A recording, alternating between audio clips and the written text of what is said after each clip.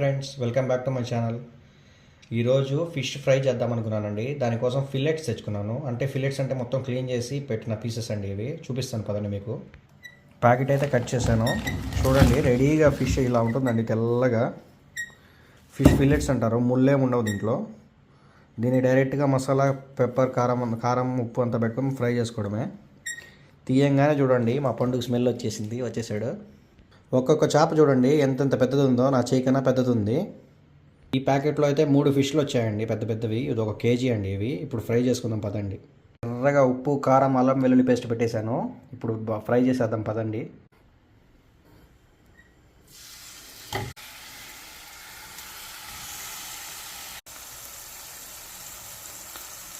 అబ్బా, అదిరిపోయిందండి ఇది స్మెల్.